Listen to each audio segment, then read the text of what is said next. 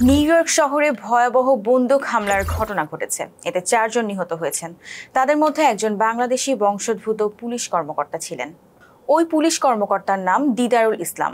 36 বছর বয়সী এই কর্মকর্তা নিউ ইয়র্ক পুলিশ বিভাগে 3 বছর 6 মাস কাজ করেছেন। দিদারুল ইসলাম ছুটিতে ছিলেন। হামলার সময় তিনি ওই অফিস ভবনে অবস্থান করছিলেন।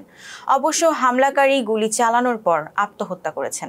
পুলিশের পক্ষ থেকে জানানো হয়েছে বন্দুকধারীর নাম শেন তামুরা। তিনি লাস ভেগাসের বাসিন্দা। তার মানসিক স্বাস্থ্য সমস্যা ছিল, তবে হামলার কারণ এখনও স্পষ্ট নয়। এই হামলায় দিদারুল ইসলামের মতো আরও 3 জন নিহত হয়েছেন। এছাড়া আরও একজন গুরুতর আহত অবস্থায় রয়েছেন। তার অবস্থা আশঙ্কাজনক বলে জানা গেছে। হামলাকারী ভবনের ভেতরে ঢুকে একের পর এক গুলি চালাতে থাকেন। প্রথমে পুলিশ কর্মকর্তা দিদারুল ইসলামের উপর গুলি করেন। পরে একটি নিরাপত্তা কর্মী ও সাধারণ এক নারীকে গুলি করেন। এরপর তিনি ভবনের উপরের তলায় উঠে আরও একজনকে হত্যা করেন।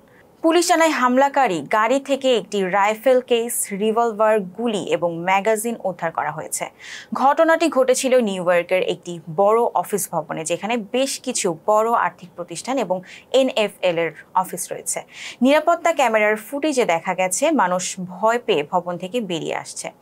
এই ঘটনায় নিউ ইয়র্ক সিটির মেয়র এরিক অ্যাডামস বলেছেন, এই হামলার ঘটনায় যে 5 জন নিরপরাধ মানুষকে গুলি করা হয়েছে তা একেবারে অপ্রত্যাশিত। শহরের জরুরি ব্যবস্থাপনা বিভাগ স্থানীয় যানজট এবং রাস্তা বন্ধ হওয়ার বিষয়ে সতর্কতা জারি করেছে। ছিলাম জান্নাত এলিয়া। ফেস দ্য পিপলের সাথে থাকার জন্য ধন্যবাদ।